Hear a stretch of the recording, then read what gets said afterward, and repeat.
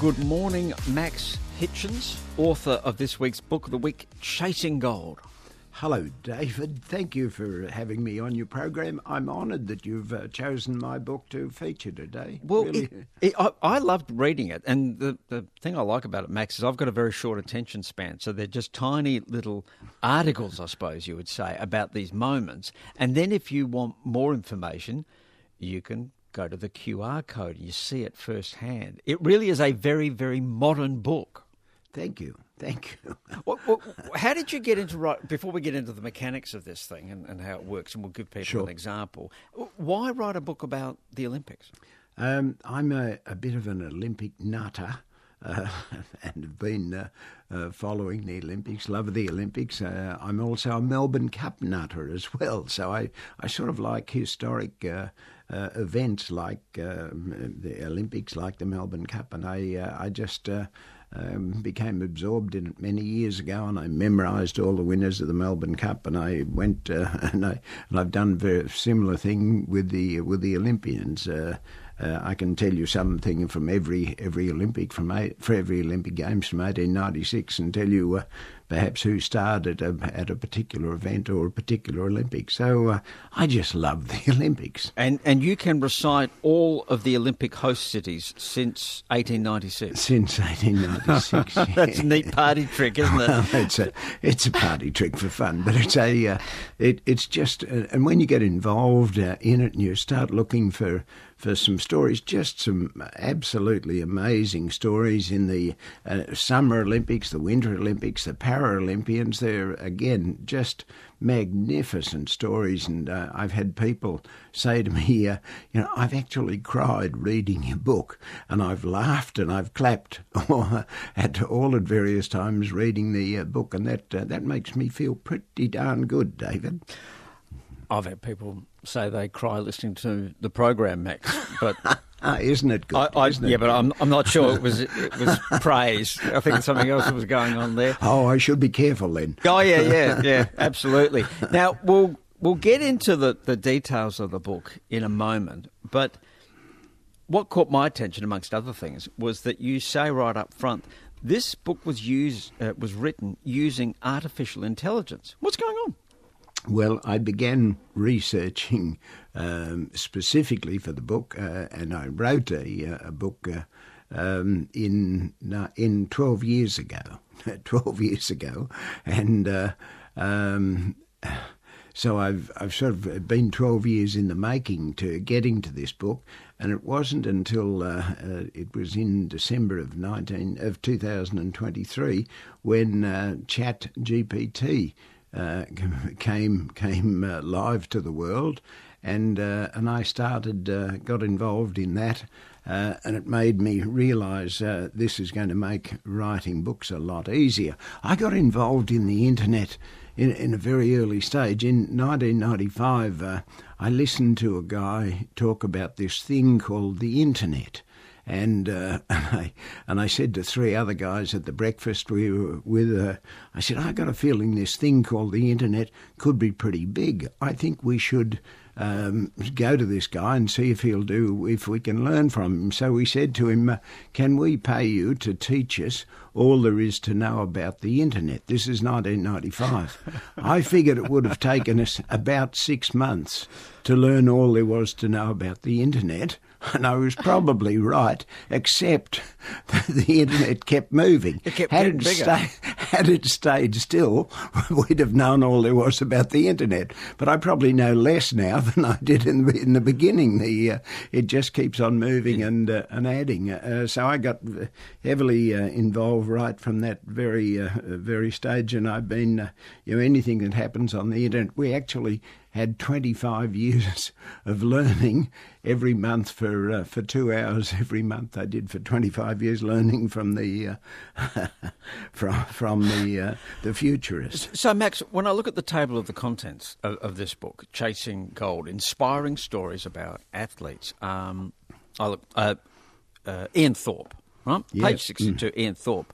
How does artificial intelligence help you write something about, say, Ian Thorpe or Kieran Perkins or Derek Redmond or whoever? Finding the information for me.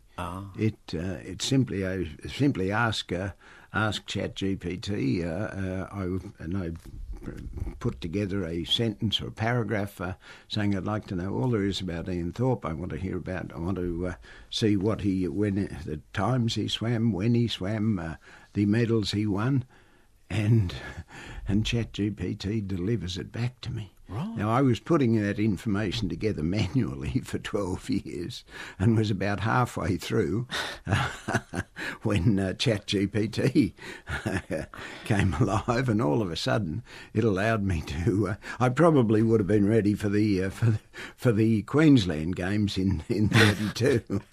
But have you drawn people's attention to that, just in terms of transparency, or is it also you saying, look, to the best of my knowledge, that this is all correct, but I did use AI to put the thing together as well, so bear that in mind? Both reasons. I very happily tell that I'm a very big follower and a believer of IT, and I think it's super important that there are all sorts of problems now talking about AI, and there are plenty of problems with AI, but gee, there's a lot of benefits in it too.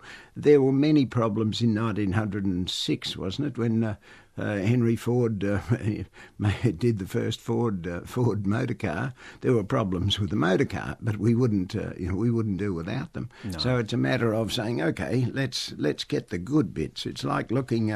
I think I've always been a bit Pollyanna-ish, and I'm always looking for the good bits rather than the bad.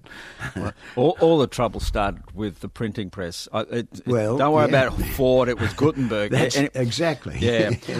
Now, all right. Now let's give people an example of your book, Chasing Gold, inspiring stories about athletes. One of the ones that I loved, the story that I loved, perhaps most out of all of them, was Luz Long. Oh, yeah. Now, who was Luz Long? Luz Long. Luz Long. Boy, oh boy, was he penalised by Hitler. Luz Long in 1936 was in the long jump at the 36 Olympics in Berlin, and the star of those games was Jesse Owens. Jesse Owens was an African American, and Hitler, of course, didn't like African Americans or didn't like anyone that was coloured, and they had to have his perfect idea was the blonde-haired, blue-eyed German, and he wanted them to be this was what the makings of what the world was going to be under Hitler. Anyway, Luz Long, Jesse Owens wasn't. He was very good. I was about to say wasn't that good at the long jump. It was the least of his abilities. He won gold in the 100, and he won the 200, and he won it in the relay. But his fourth medal that he actually did win the long jump was his least favoured event, if you like. And during the Berlin Olympics, he was fouling. He fouled. You only get 3 jumps, and he fouled the first one. And I think he fouled the second one as well. And Luz Long, who was this beautiful, wonderful, tall, blue-eyed, blonde-haired German, was in the same event. And he had, by this stage, Luz Long had the longest jump. And he went to Jesse Owens and said, look, you're having some troubles there. Why not move your marker back just a little to hit the board? You've got to, in the long jump, if you remember your school days, you've got to hit the board and jump into the pit. And Jesse Owens just wasn't hitting that right. So Luz Long suggested he move the marker. He did, and he out-jumped. He out-jumped Luz Long and won the gold medal. Well, thanks for that, Luz. Yeah, and Hitler was absolutely ropeable, apparently. Luz Long ended up on the Western Front, by the way. But what a tremendous example of the very best of the Olympics. I'm going to help my competitor. And actually, and this is saturated with the racism of the time and the fascists and what have you. But I mean, but the Western Allies were they were racist as well. Yeah. But you've got the spectre of Hitler watching all of this. But what a wonderful example. I will help my competitor. Yeah, And he beat me as a result. Baron Pierre de Coubertin, the founder of the modern Olympics. That's what it was. The Olympics were all about. Not necessarily to win, but to give your very best. And his idea was the idea of sports bringing the world together. Yeah, you quote Jesse in your book. Yeah. Talking about his friendship with Luz. It took a lot of courage for him to befriend me in front of Hitler. Yeah. You can melt down all the medals and cups I have, Yeah. and they wouldn't be a plating for the 24-carat friendship that I felt for Luz Long at that moment. Yeah. And then you go on to write, in the last letter Luz wrote to Jesse, he said, "My heart tells me, if I am to be honest with you, that this is the last letter I shall ever write. If it is so, I ask you something. It is something so very important to me. It is you go to Germany when this war is done. Someday find my Karl and tell him about his father. Tell him, Jesse, what times were like when we were not separated by war. I am saying, tell him how things can be between men on this earth." Wow. How good is that? How good is that? What happened to Luz Long? Luz Long was killed in war. He was what was the battle? He was in. He was in Sicily, wasn't he? Sicily it was, yeah. In Sicily he was and was killed on the very much towards the end of the world. I think the end of the war. That was 1944. I think that he was killed. So Jesse Owens went to Germany, found Luz's son, became very good friends, and Jesse Owens was asked to be the best man at Luz Long's son's wedding. Wow. How about that? How about that? Talking about bringing the world together. Isn't And that we've got so amazing? many problems around the world now. Wouldn't you like to be able to say, hey guys, read this book and realise the possibilities of what can happen? Isn't that amazing? Now, the other thing about this book, we've talked about these QR codes. So if you go to the little chapters, sometimes they're only a page or two long, for Luz Long, but there's also another one on Jesse Owens. If you go to those chapters, there'll be a QR code, as there is with each of the chapters, and you hover over it. This is what will happen.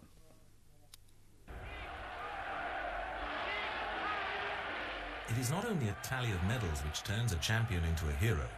If there's one man who will exemplify the ultimate Olympic hero, it is America's Jesse Owens.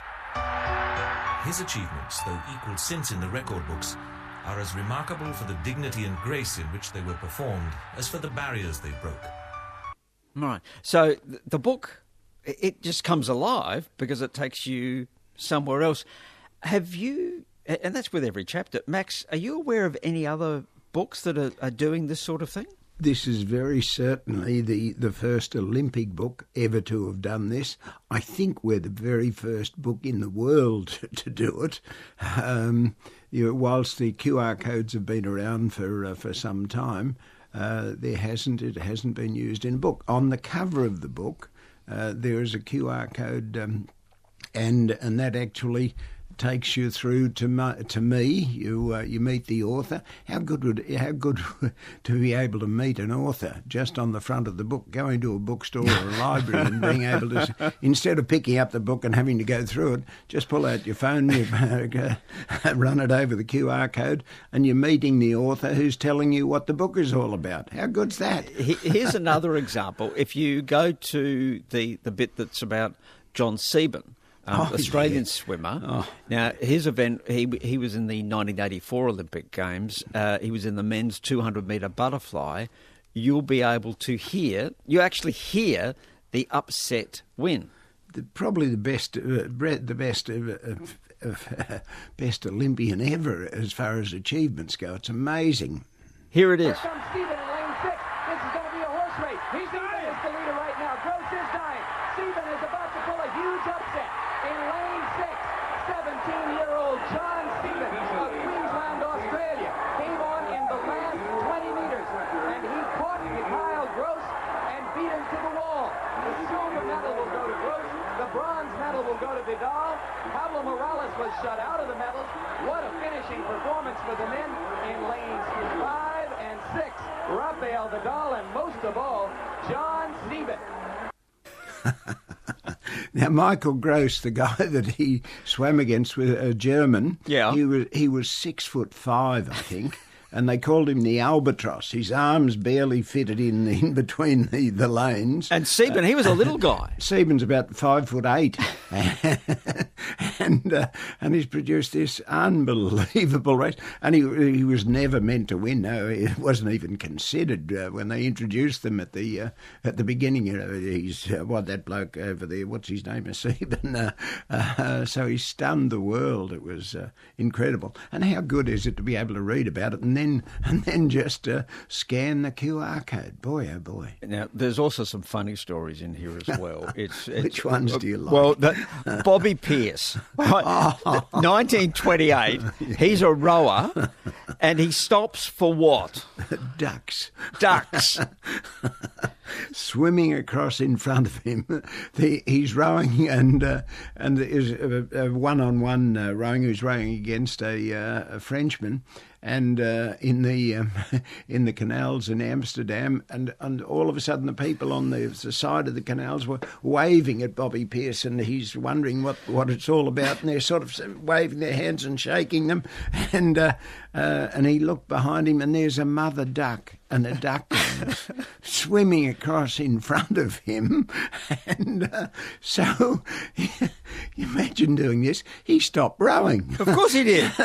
Now the Frenchman caught up and went 20 yards past him, and of course you'd normally think, well, that's the end of the race, and all of a sudden the mother duck is gone with the ducklings. Bobby Pierce continued to row, won that was a semi-final, went on and won the gold medal. So Bobby won that race against the Frenchman. That was the semi-final. It wasn't the ultimate semi-final. Yeah, that was exactly the semi-final, and he won the gold medal. That was in 28. He also won it in 1934, in 1932, I should say, in Los Angeles. Look, amazing. They're very. Some of them are moving stories. Some of them are funny stories, and they're in the book. It's called Chasing Gold. Inspiring stories about athletes. And Max Hitchins, thank you very much for giving us a taste of what's there. Oh, thank you, David. I delight being on your program. Good on you, Max.